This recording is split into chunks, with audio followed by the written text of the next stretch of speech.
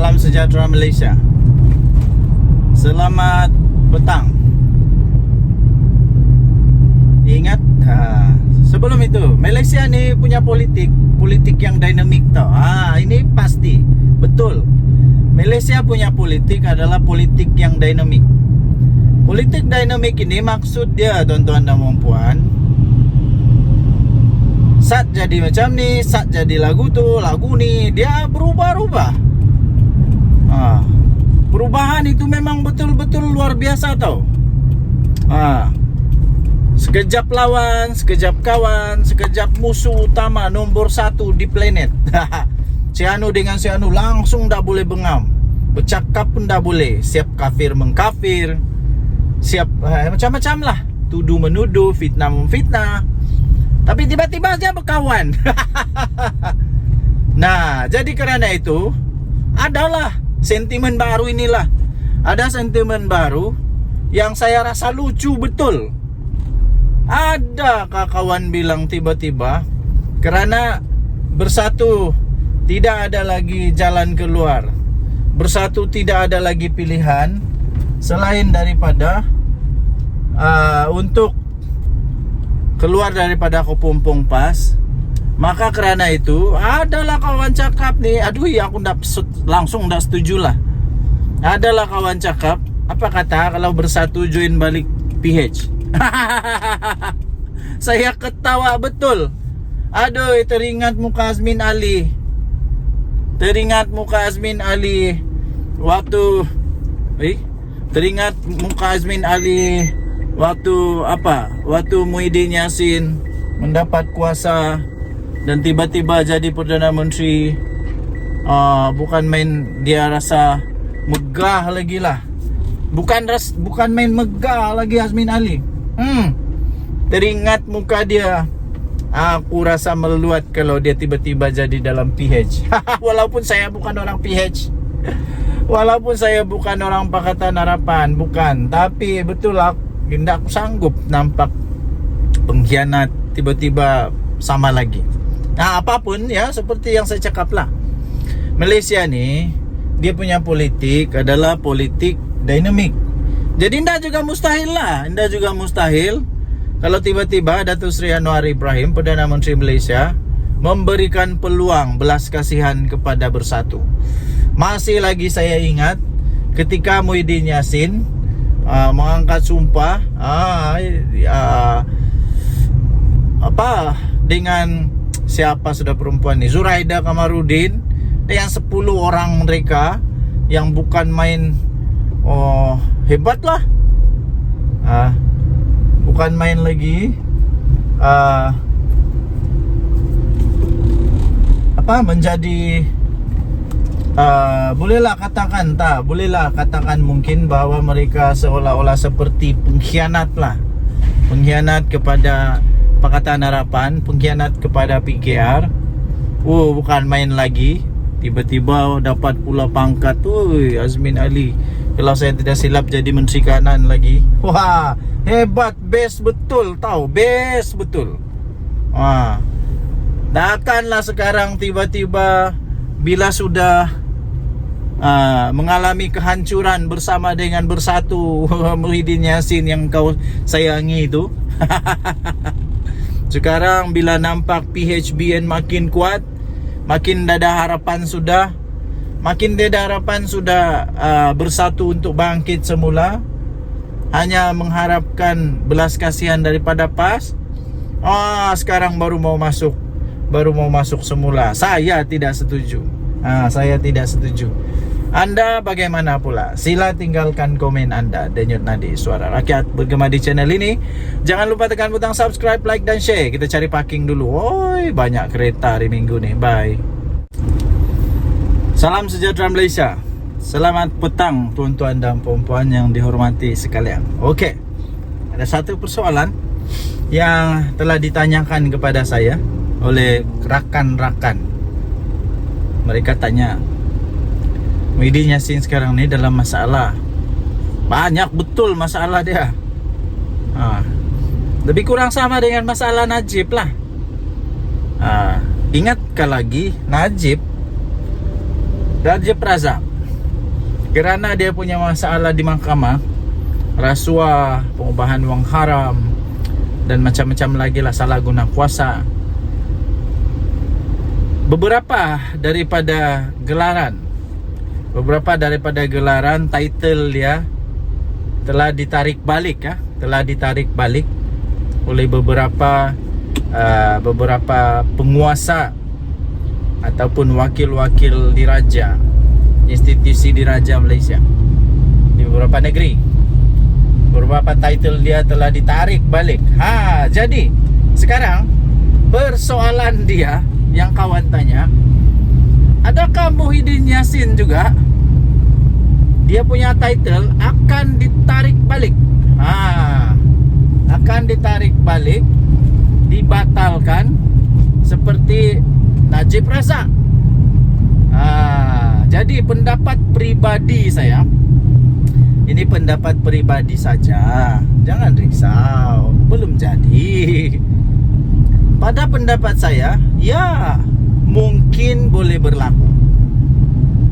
Kalau Najib boleh dilucutkan beberapa title dia, walaupun menjadi Perdana Menteri, antara Perdana Menteri paling lama di Malaysia, antara paling banyak sumbangan, walaupun banyak juga dia punya salah di mahkamah, tapi dia tetap dilucutkan. Itu Najib. Muhyiddin apa pula sumbangan dia? Apa sumbangan Muhyiddin? Berapa lama dia jadi Perdana Menteri? Dalam masa sekejap dia jadi Perdana Menteri itu, berapa banyak pula masalah yang timbul? Berapa banyak dana yang dipersoalkan? Jana Wibawa. Ini ada lagi, baru ini lagi, apa ini, Wan Bestari ke apa itu? Jadi Muhyiddin, kalau dia bersalah, tidak mustahil. Dia punya pangkat, dia punya title, dia punya gelaran gelaran Datuk kah, Datuk Sri kah, Tan Sri kah. Tapi dia bukan Datuk Sri, dia Tan Sri je. Boleh dibatalkan. Boleh dibatalkan. Ini ditambah lagi pula dengan kes dia yang mempersoalkan Agung pula tu. Agung pula tu harus diingat, Najib tidak pernah ada kes yang mempersoalkan kedaulatan raja-raja. Itulah dakwaan dia lah. Dakwaan dia belum dibuktikan bersalah di mahkamah. Dakwaan dia saja. Janganlah marah. Najib tak pernah buat tau. Najib tak pernah buat itu. Najib tak pernah buat. Tapi Muhyiddin buat. Jadi rasanya lebih dahsyat lagi lah, lebih dahsyat lagi Muhyiddin ni daripada Najib. Jadi kalau dikira daripada apa yang dahsyat itu, kemungkinan besar untuk Muhyiddin ditarik balik, dibatalkan, itu lebih tinggi ya, lebih tinggi. Ditambah pula dia sudah buat pengakuan pula. Ini pengakuan paling dahsyat nih. Nggak tahu macam mana dia buat pengakuan itu, secara sengaja atau tidak. Tapi dia mengaku, dia mengaku bahawa ya betul, duit tidak ada masuk di dalam poket dia. Dia mengaku tuh. Sudah tersebar seluruh planet. Dia mengaku duit 1 sen pun tidak ada masuk ke akaun atau ke poket dia. Tapi apa yang dia mengaku ialah duit tu masuk ke dalam akaun Bersatu. Alamai. Persoalannya, siapa yang paling besar bos dalam Bersatu? Siapa? Bukankah presidennya adalah Muhyiddin? Itulah yang Muhyiddin lupa pun. Agaknya dia lupa. Nanti mahkamah akan ingatkan lah. Nanti mahkamah akan ingatkan lah. Jadi mungkin bukan semua title dia, mungkin bukan semua dia punya gelaran akan ditarik, bukan ya.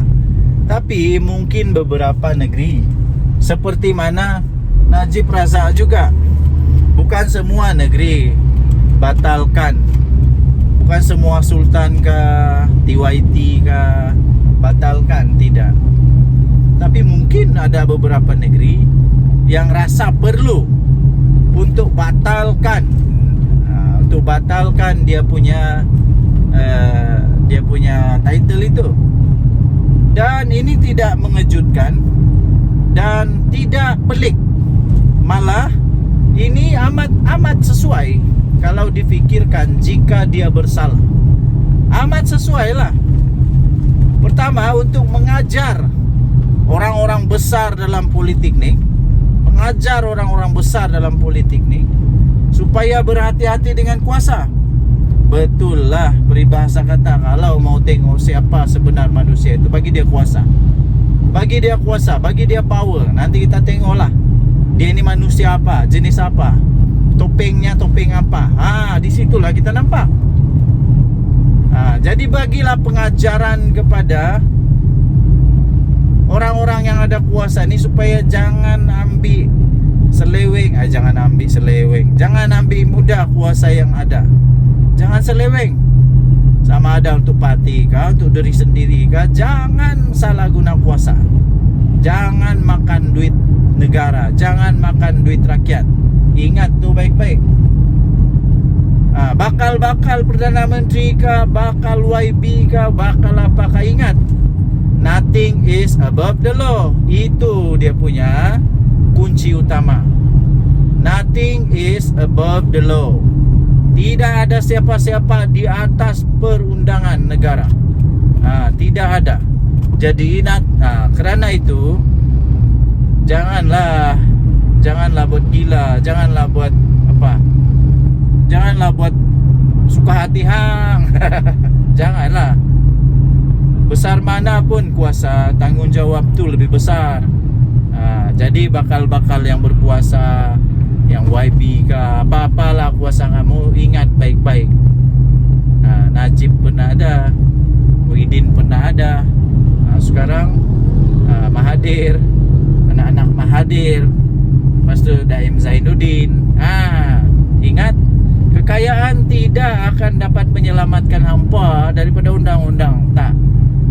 Ini baru undang-undang dunia tau, Malaysia. Ingat, ada satu lagi undang-undang yang lebih dahsyat yang sedang menunggu. Undang-undang Tuhan yang Esa. Ada undang-undang satu lagi, undang-undang selepas manusia mati. Terlepas di dunia, belum tentu terlepas di akhirat nanti. Jawablah kau nanti. Dan yang nadi Suara Rakyat bergema di channel ini. Jangan lupa tekan butang subscribe, like dan share. Malaysia kita punya, cintai Malaysiaku, kita jaga kita. Bye-bye.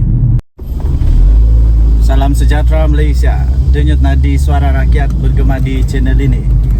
Okey, tuan-tuan dan puan yang dihormati sekalian, sebelum saya mulakan, saya ingin bertanya, apa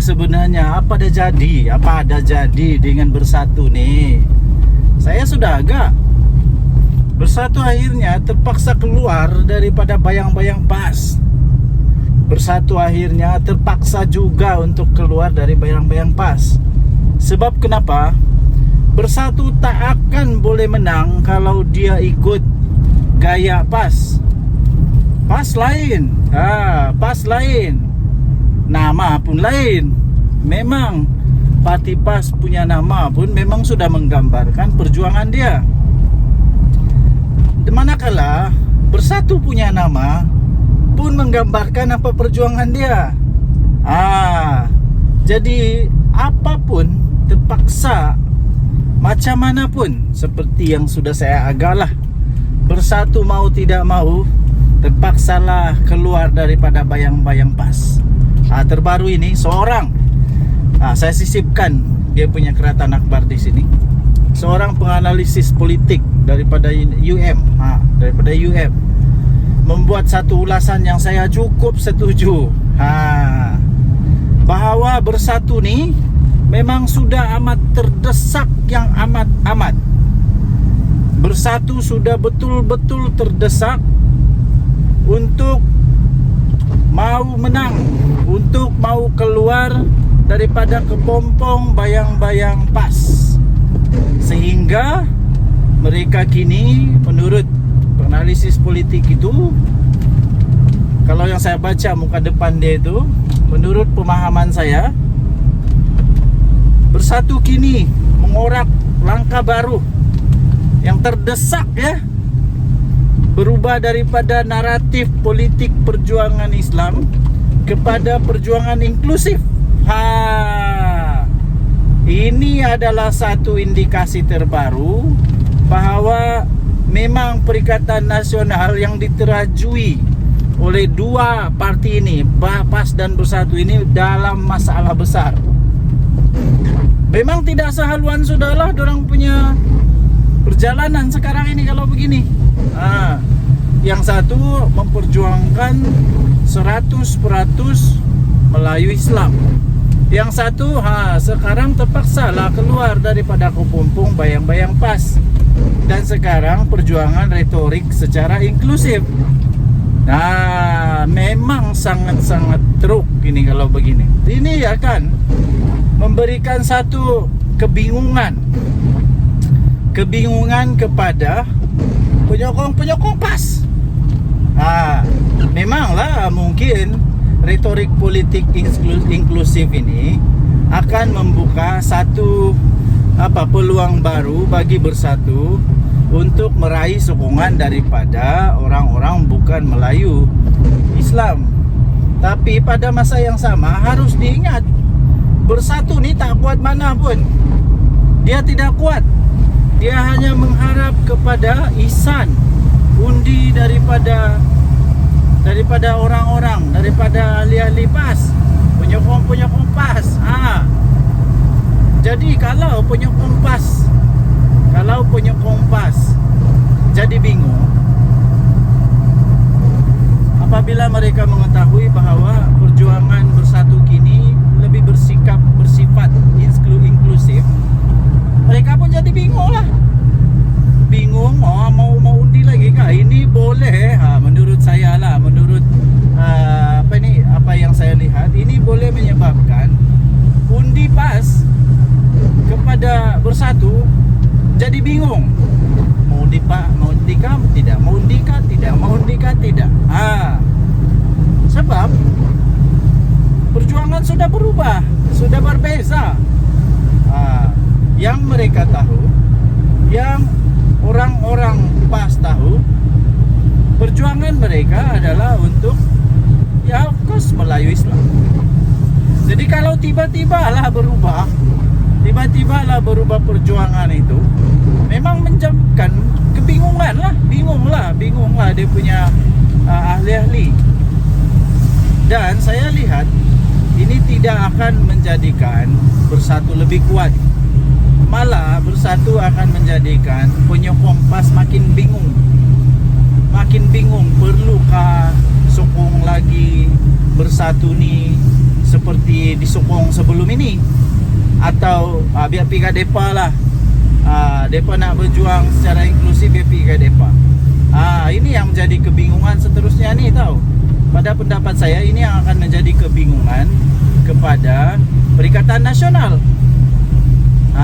Bersatu memanglah secara logik memang mungkin saja dia boleh dapat sokongan daripada luar Melayu Islam. Tapi jangan lupa, Bersatu jangan lupa, Bersatu hanya sekarang ini seolah-olah hanya mengharapkan ihsan, undi daripada Melayu Islam, daripada PAS.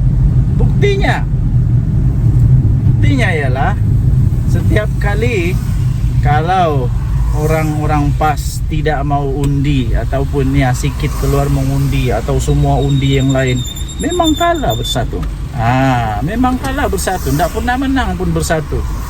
Kalau tanpa ihsan, belas kasihan daripada PAS, tidak pernah menang nih Bersatu, tidak pernah. Setiap kali bertanding kalah, kalah.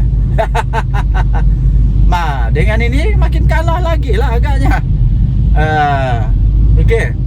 Jadi sebenarnya Bersatu, seperti kata penganalisis politik tu, Sebenarnya ini tanda, satu indikasi bahwa Bersatu sangat-sangat terdesak.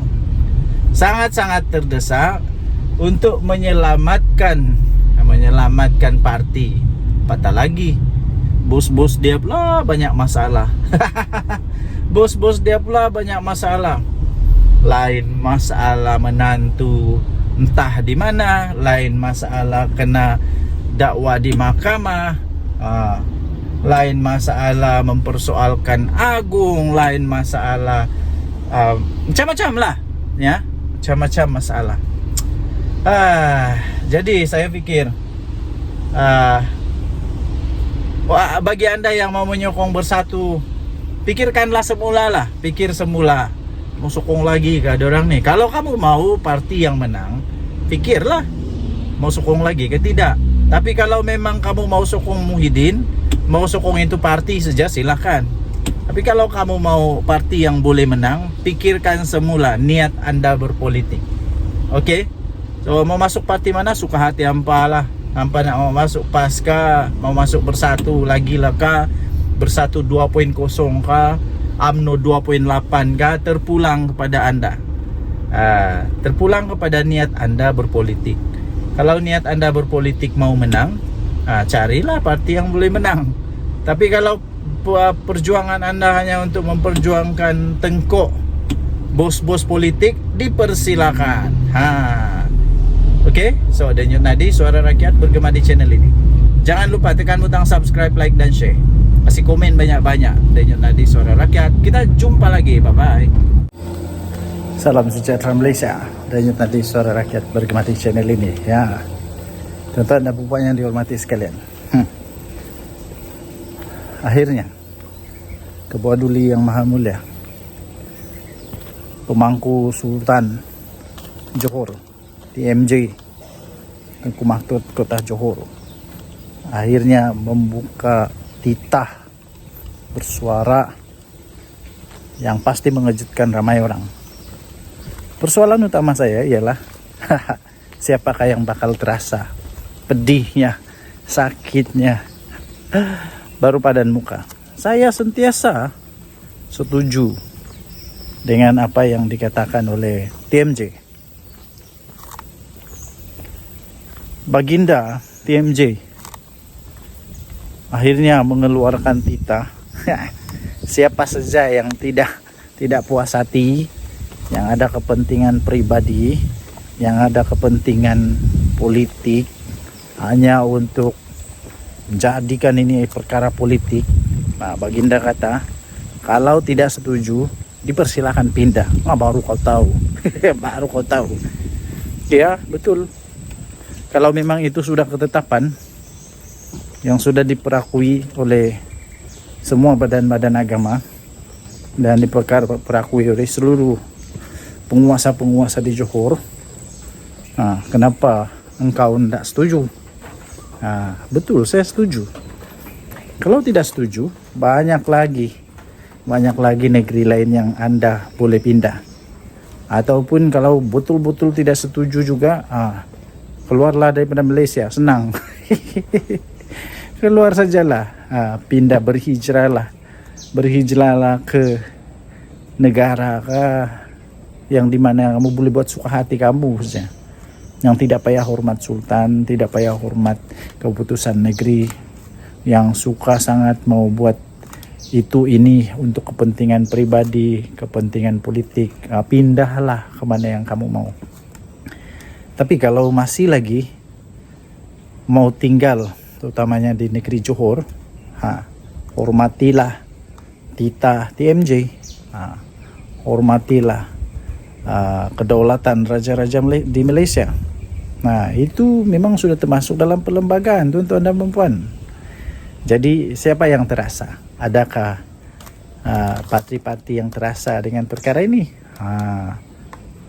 Perubahan yang dibuat, bila saya baca apa yang telah dilaporkan, perubahan yang dibuat itu untuk kebaikan rakyat, pertumbuhan ekonomi, bukan untuk kebaikan seorang-seorang, bukan untuk kebaikan parti politik, bukan untuk kebaikan siapa-siapalah. Tapi ini untuk kebaikan seluruh negeri Johor. Jadi kalau memang engkau suka melihat pembangunan, suka melihat dibangunlah, perlulah setuju, menghormati.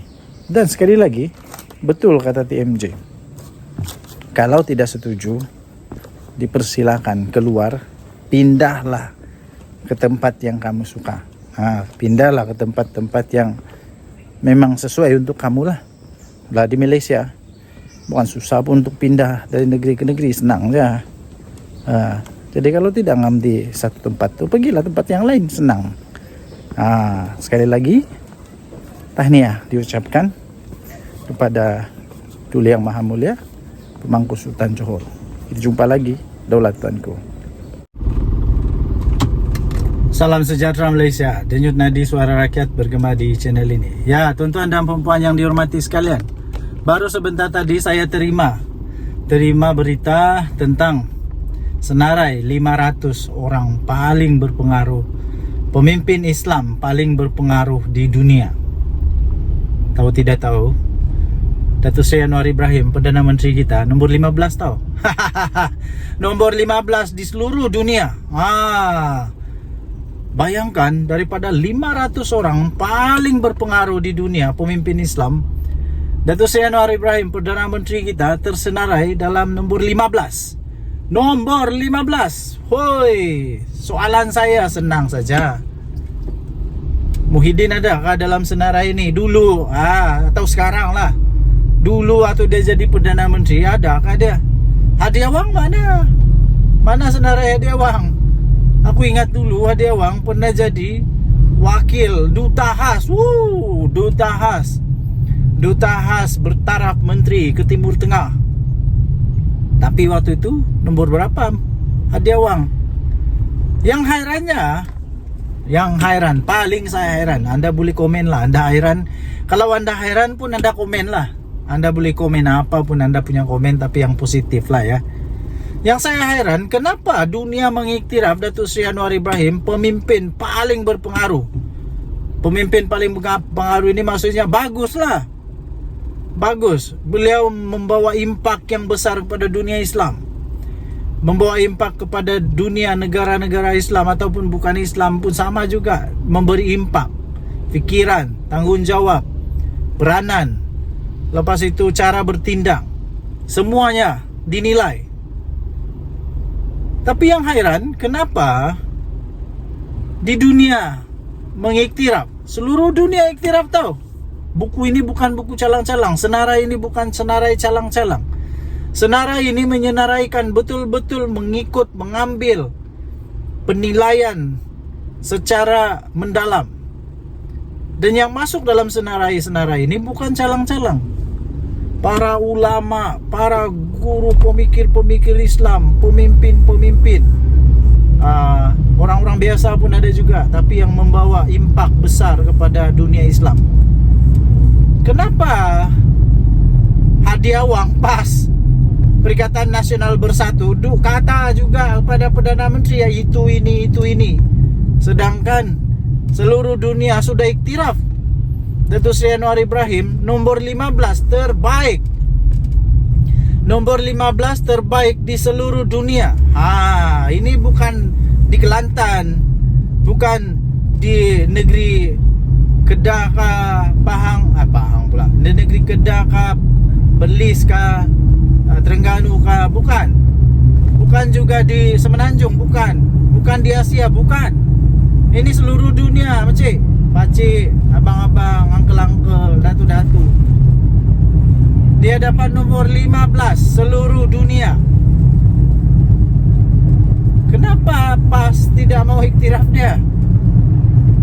Adakah PAS punya pengiktirafan itu lebih tinggi daripada pengiktirafan daripada badan-badan Islam yang lain di dunia ini? Itulah persoalan dia.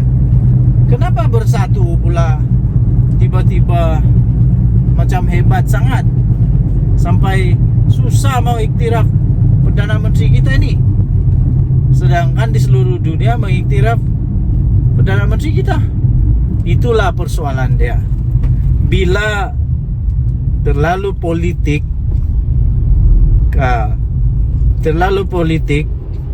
segala-galanya dia saja yang betul. Bila katakanlah contoh saja, ini contoh, katakanlah politik itu politik murahan, hanya untuk kepentingan diri, hanya untuk menyelamatkan tengkok sendiri, hanya untuk menyembunyikan sesuatu ke apa kan, tak tahulah, saya pun tak pasti. Itulah yang jadi. Dunia iktiraf, tapi dia tidak iktiraf. Macam dia best sangat. Kalau best sangat, kalaulah hebat sangat pemimpin-pemimpin PAS tu, kenapa anda masuk di dalam senara itu? Kenapa hadiah wang dah masuk sana pun? Tuan Ibrahim Tuan Man pun dah masuk, tahu? Dah masuk.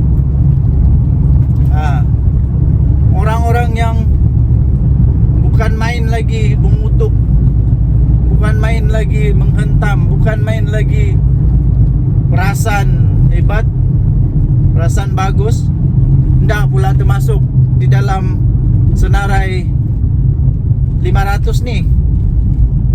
Ndak pala, ndak jadi nombor 15 pun, nombor 200 pun okey lah. Tapi ada kan nama dia orang?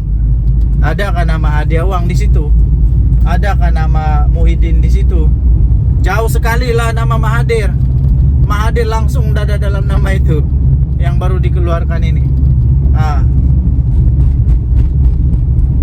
Ada kah tiada?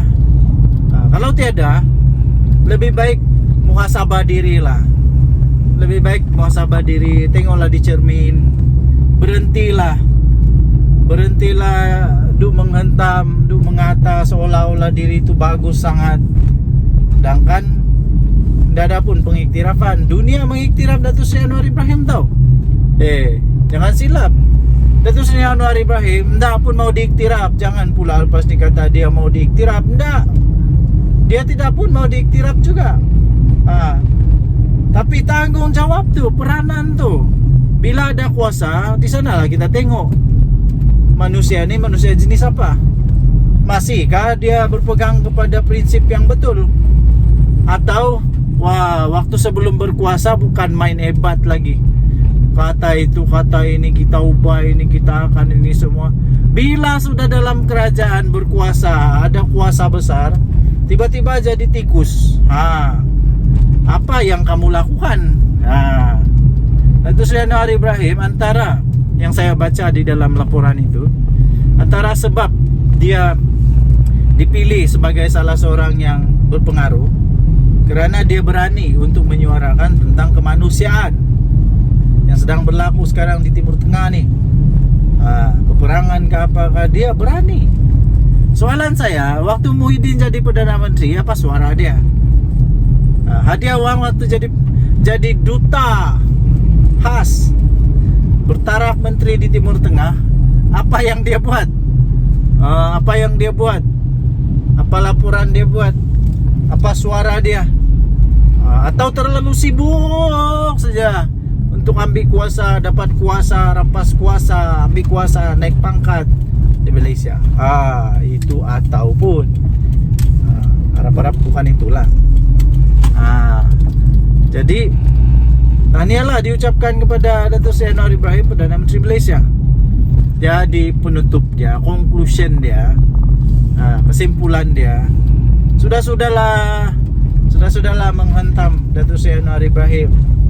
Dia itu jauh lebih baik daripada kamu, jauh lebih baik daripada Walaun kah, Walauntit kah. Nomor 15 tahu seluruh dunia.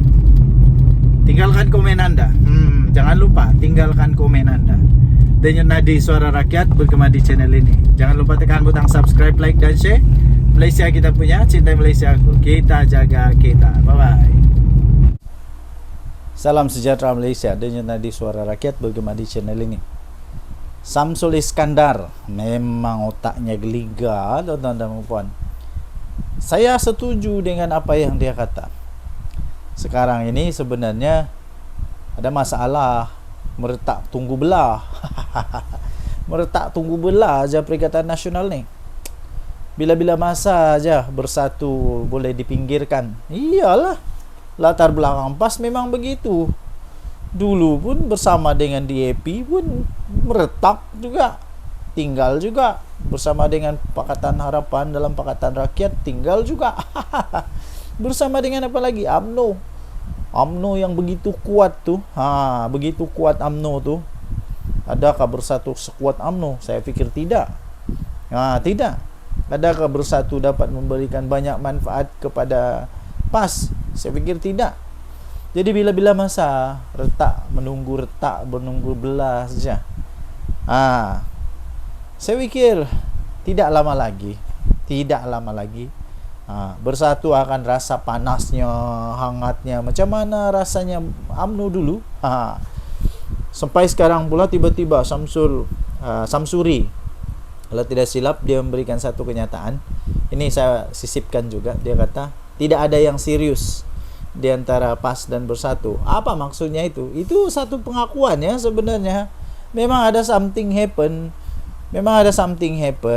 di antara bersatu dan PAS. Tapi ialah tidaklah serius. Tapi ada lah. Semua bermula dari itu. Kalau kita lihat masalah rumah tangga pun, dia bukan terus serius tau. Dia bukan terus serius. Dia pelan-pelan jadi serius. Ini pengakuan yang tak sengaja atau tidak sengaja, atau sedar atau tidak sedar, daripada Samsuri, yang menyatakan secara tidak langsung memang ada something happen di antara bersatu dan juga PAS. Walaupun tidak serius, tapi itu bermula nanti. Bermula nanti. Lepas itu apa lagi? Ada satu lagi kenyataan katanya PAS lebih pandai jaga hati bersatu. Iyalah, teruskanlah jaga menjaga ya. PAS jaga hati bersatu. Minta maaf, saya minta maaf, bukan. PAS lebih pandai jaga hati UMNO. Perikatan Nasional lebih pandai jaga hati UMNO. Bersatu lebih pandai jaga hati UMNO. Perikatan Nasional lebih pandai jaga hati UMNO katanya daripada Pakatan Harapan. Iya kah? Iya kah? Tidak apalah, beginilah. Kalau kamu mau sangat UMNO, ambil je lah. Dah kisah. Okay. Ini maksudnya sebenarnya ada cubaan mungkin, cuba sungguh-sungguh untuk pujuklah UMNO supaya tinggalkan kerajaan. Dipersilakan. Dipersilakan. Kalau UMNO keluar kerajaan, ndak tumbang tahu kerajaan, ndak. Ini lagi satu pengakuan daripada Premier Sarawak, Abang Jo, dia kata apa? Dia senang bekerja dengan PM Anwar. Dah ada harapan lagi, lebih lah tiada harapan. Sabah dengan Sarawak saya pikir ndak berapa ngam lah. Ndak berapa ngam sama PAS. Jadi secara tidak langsung tidak berapa ngam sama Perikatan Nasional lah. Jadi ya dipersilakanlah. Tapi poin dia ialah memang ada something happen. Walaupun tidak serius, tidak besar, tidak serius lah di antara bersatu dengan PAS. Tapi memang secara tidak sengaja disebut, memang ada lah tuh kalau begitu. Memang ada lah. Jadi saya boleh katalah, kita tunggu saja. Tidak lama lagi bersatu akan jadi orang-orang pinggiran. Orang-orang pinggiran yang tidak lagi berharga, dan sudah harga dengan PAS. Akhirnya nanti PAS akan mau kembali pula dengan UMNO. Lepas tu UMNO pakailah otak ya. UMNO pakailah otak. Takkan mau membiarkan dua kali kena main-main pula oleh PAS. Jadi kita tunggulah perpecahan yang bakal berlaku. Harap-harap tidak berpecah lah. Bagus juga ada pembangkang yang kuat. Daripada yang ada pembangkang lagi susah. Tinggalkan komen anda. Bye-bye. Salam sejahtera Malaysia. Denyut nadi suara rakyat bergema di channel ini. Saya tertarik dengan benda yang sangat-sangat viral sekarang ini, yang diperkatakan di seluruh Malaysia sekarang ini, yaitu berkenaan dengan kekalahan Muhyiddin Yassin di mahkamah. Kekalahan dia yang amat-amat mengejutkan. Kenapa mengejutkan? Bukan kerana kekalahan dia ya.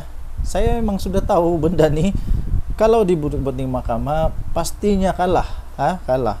Tapi yang saya hairan ialah permohonan itu permohonan yang agak pelik bagi saya lah. Sebab benda ni memang sudah pun dalam undang-undang kita bahawa tidak boleh bagi orang yang sedang menghadapi pertuduhan di mahkamah. Apa tidaknya tiba-tiba Muhyiddin Yassin memohon pasport dia untuk keluar negara. Untuk tujuan apa? Untuk tujuan apa, tuan-tuan dan puan? Ni saya sisipkan di tepi ni. Untuk tujuannya nak pergi celebrate, mau celebrate ulang tahun perkahwinan. Sedap saja, sedap saja. Orang lain tak boleh, tiba-tiba dia pula boleh. Pertama, kedua, bukankah kita sedang mahu mempromosikan tempat sendiri negara Malaysia? Kenapa mau pergi Uzbekistan pula? Ada apa di sana? Kenapa mau pergi sana? Kenapa di Malaysia tidak bolehkah celebrate ulang tahun lagi? Kemudiannya Muhyiddin ni siapa? Muhyiddin ni siapa untuk ada keistimewaan macam tu? Najib dulu waktu Rosmah Mansur dan dia mau pergi lawat anak yang beranak di Singapura, itu dekat tau Singapura, dekat saja. Bukan main bising lagi yang lain tu. Bukan main bising lagi. Ramailah yang bising. Tak kiralah daripada PHK, daripada BN ke, ada BN pula, daripada PHK, daripada BN ke, semua bising. Semua bising persoalkan kenapa ini. Sekarang kenapa pula Muhyiddin boleh? Saya fikir ini benda alasan yang paling pelik. Kenapa Muhyiddin mau pergi Uzbekistan? Satu memanglah kena tolak biji-biji, bulat-bulat, mentah-mentah. Kenapa? Menantu dia pun masih belum dapat balik Malaysia. Mestilah ada keraguan. Betulkah dia mau celebrate saja? Sebab kalau mau celebrate saja, celebrate di Malaysia. Perlu apa mau celebrate di Uzbekistan? Uzbekistan ada apa? Best sangat ke sana.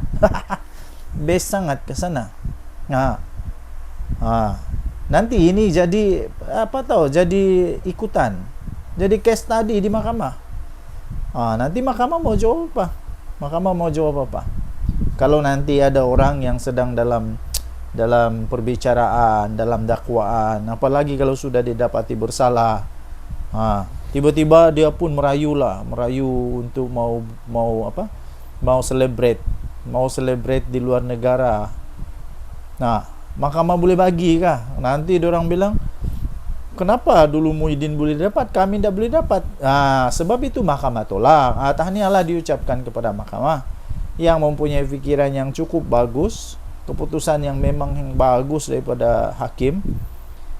Saya fikir di mahkamah mempunyai satu pertimbangan yang bagus lah, sehingga Muhyiddin tidak dibenarkan keluar. Ini betul-betul bagus punya.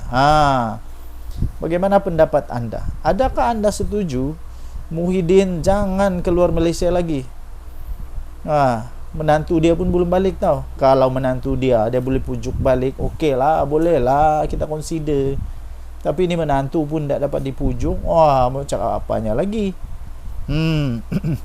Jadi pada pendapat saya, kena adil lah. Kena sama semua, sama rata. Kalau yang satu tak boleh, yang satu pun tak boleh lah. Janganlah yang satu tak boleh, yang satu boleh. Inilah yang pelik-pelik di dalam Perikatan Nasional ni. Orang lain tak boleh, dia boleh. Gitulah. Okey, Denyut Nadi, Suara Rakyat bergema di channel ini. Tinggalkan komen anda. Kita jumpa lagi. Bye. Salam sejahtera Malaysia. Selamat pagi tuan-tuan dan puan-puan yang dihormati sekalian. Selagi kita berada di hutan. akhirnya adalah orang yang berani jawab kepada entah manusia mana, entah yang dia tuduh pada zaman Anwar ni kalau jadi kaya berdosa kepala otak. Ay, hairan betul saya lah. Oke. Kemudian soalan dia mudah saja, jawaban dia mudah. Dengan soalan juga. Pada zaman Muhyiddin Yassin jadi Perdana Menteri, ada sesiapa tak di sini yang teror, yang tahu, yang dapat buktikan pada zaman Muhyiddin Yassin jadi Perdana Menteri? Saya mau tanya, apa yang dia sudah bantu, apa yang dia sudah tolong kepada orang-orang miskin? Adakah? Adakah? Apa yang dia tolong? Apa yang dia tolong kepada orang miskin ketika dia jadi Perdana Menteri? Sila senaraikan. Yang dia tolong tahu? Yang dia tolong, yang bukan duit rakyat tahu. Janganlah cakap dia bagi apa nih KWSP lah, itu duit aku lah, bukan duit kamu. Itu duit kita lah, bukan duit orang. Itu duit rakyat, bukan duit kerajaan pun. Jadi apa yang Muhyiddin ada tolong orang miskin pada waktu dia jadi Perdana Menteri? Sila senaraikan. Ini menjawab kepada Reyes, jawab kepada tomahan, tuduhan daripada seorang manusia ni. Dia kata berdosa kalau jadi kaya pada zaman Datuk Seri Anwar Ibrahim. Tapi ada orang teriak-teriak lah. Entah apa dong teriak-teriak. Mungkinkah ada apa harimau kumbang di belakang? Atau beruang? Oke. So, pada pendapat saya, sekali lagi saya ingin nyatakan bahwa sebenarnya pada zaman PM Anwar sekarang ini, manusia lebih senang, lebih terbuka untuk boleh jadi jutawan berbanding dulu-dulu, berbanding daripada zaman-zaman penuh dengan penuh dengan kroni. Buktinya tengoklah Janawi bawah siapa yang dapat. Tengoklah projek-projek yang lain, siapa yang dapat, siapa yang kantoi dengan minyak masak. Tengoklah kan. Jadi saya ingin sabarlah. Seperti Reyes kata, dia tanya, pada zaman Muhyiddin jadi Perdana Menteri, apa yang dia sudah buat untuk orang miskin? Jawab, jangan tak jawab. Tinggalkan komen Anda. Kita jumpa lagi, bye-bye. Oke, salam sejahtera Malaysia. Dengan tadi suara rakyat bergema di channel ini. Oke, pagi ini saya jalan di hutan. Kamu boleh dengar bunyi cengkerik yang bising tuh. Memang tempatnya hutan. So saya sengaja pagi ini mengambil ketenangan sedikit. Sambil kita buat satu ulasan tentang apa yang dikatakan oleh seorang ni lah. Dia kata pada zaman PM Anwar ni dosa kalau jadi kaya. Apa benda yang kau cakap ni pakcik? Pertama sekali saya mau tanya, kau tu maha kaya kah? Yang menjadi kehairanan saya sekarang, sebelum saya ulas, yang menjadi kehairanan saya sekarang nih ya, tuan-tuan dan puan yang dihormati sekalian, adalah orang-orang yang maha kaya tak bising pun. Orang-orang yang maha kaya, orang-orang yang betul-betul kaya ni tak pun bising. Diorang tidak pun rasa terganggu kah, terkacau kah, tidak pun rasa terancam kah. Diorang okey saja dengan apa yang telah dibuat, dirancang oleh polisi kerajaan. Mereka tak bising pun, okey saja.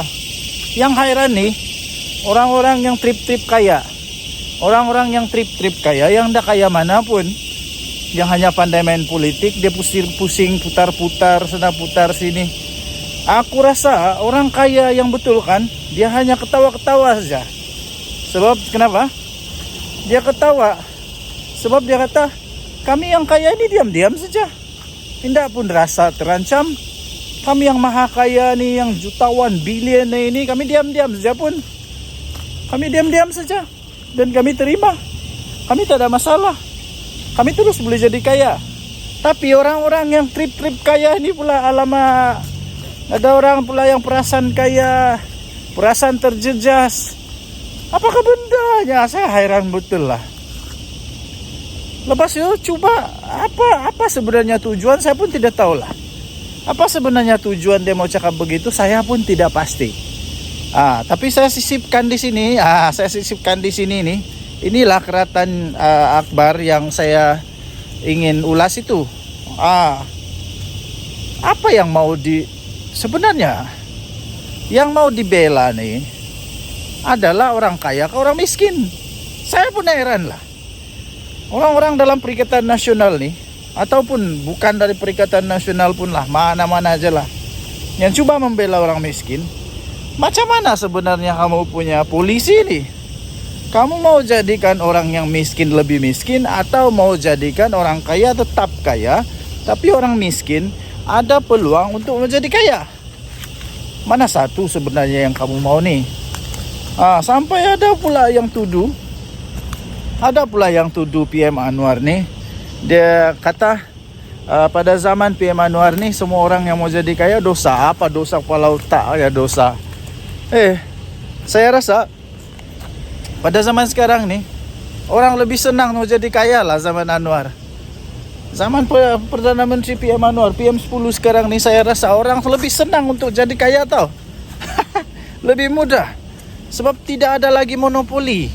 Tidak ada lagi monopoli, siapa-siapa boleh. Pertama, kedua, tidak ada lagi rasuah.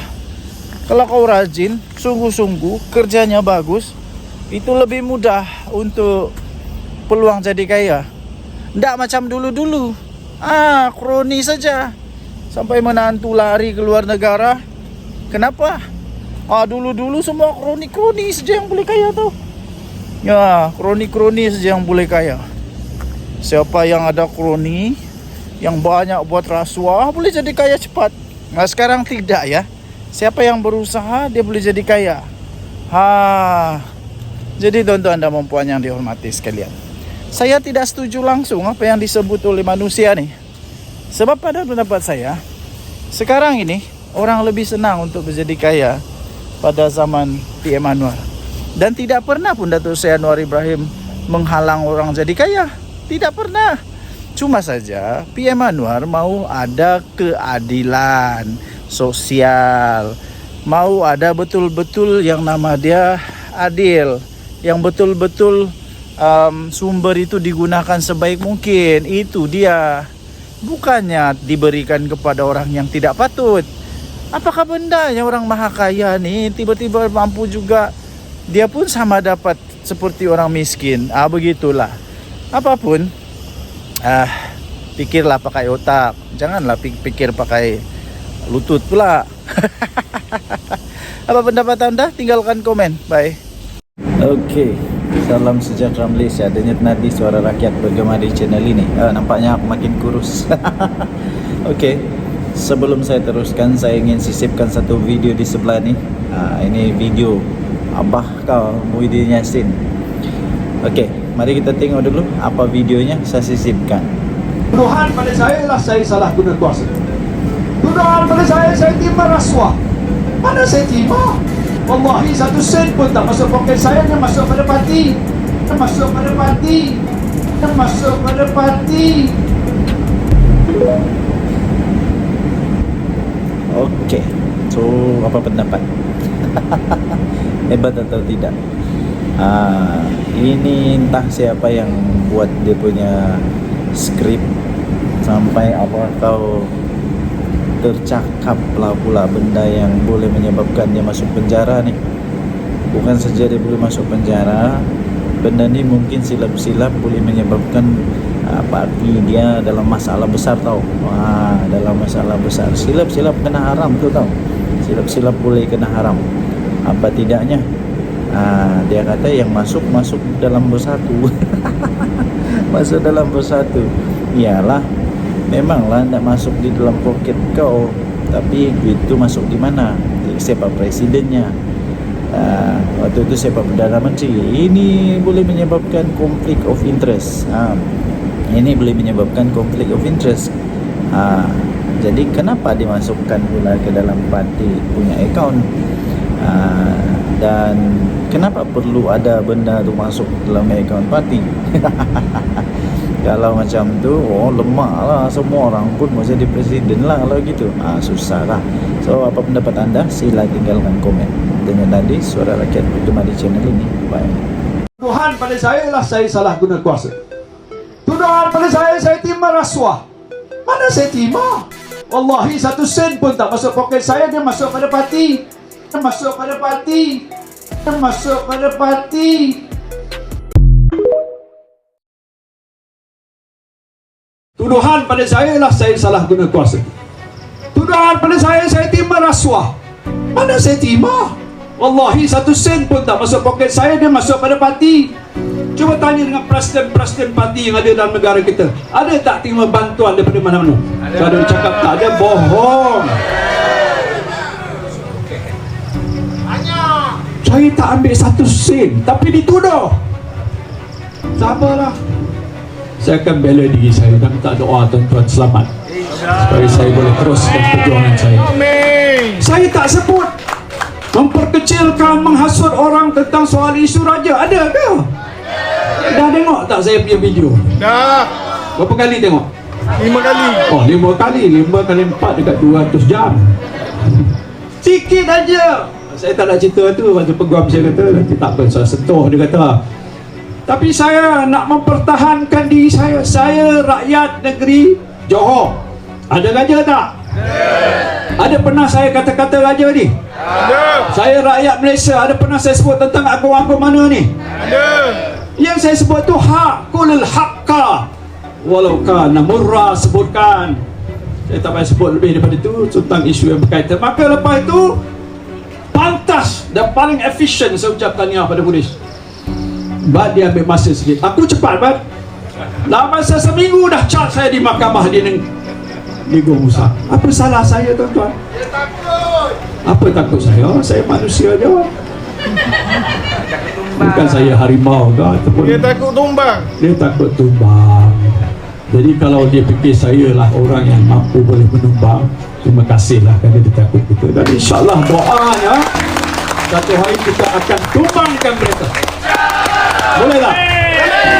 Tumbang melalui sistem demokrasi dalam peti undi. Boleh tak? Boleh. Nak mulakan di mana? Mulakan di mahkota. Tentukan calon, kita mesti mencapai kemenangan yang hebat. Bagi mesej pada dia bahawa apa saja yang mereka lakukan, rakyat tidak akan sokong. Time is up for Anwar to go. Tapi kita nak buat tu secara yang tertib, ikut undang-undang negara. Tuduhan pada saya ialah saya salah guna kuasa. Tuduhan pada saya terima rasuah. Mana saya terima? Wallahi 1 sen pun tak masuk poket saya, dia masuk pada parti. Cuba tanya dengan presiden-presiden parti yang ada dalam negara kita, ada tak terima bantuan daripada mana-mana? Kalau dia cakap tak ada, bohong. Saya tak ambil 1 sen, tapi dituduh. Sabarlah. Saya akan bela diri saya dan minta doa tuan-tuan selamat, supaya saya boleh teruskan perjuangan saya. Amin. Saya tak sebut memperkecilkan, menghasut orang tentang soal isu raja. Ada ke? Dah tengok tak saya punya video? Dah Berapa kali tengok? 5 kali. Oh, 5 kali. 5 kali 4 dekat 200 jam. Sikit aja. Saya tak nak cerita tu. Macam peguam saya kata, nanti tak apa, saya sentuh, dia kata. Tapi saya nak mempertahankan diri saya. Saya rakyat negeri Johor. Ada raja tak? Ada pernah saya kata-kata raja ni? Ada. Saya rakyat Malaysia. Ada pernah saya sebut tentang agung-agung mana ni? Ada. Yang saya sebut tu hakul haqqa walau kana murrah sebutkan. Saya tak payah sebut lebih daripada itu tentang isu yang berkaitan. Maka lepas itu pantas dan paling efisien saya ucap tahniah pada polis. Bat dia ambil masa sikit. Aku cepat, Bat.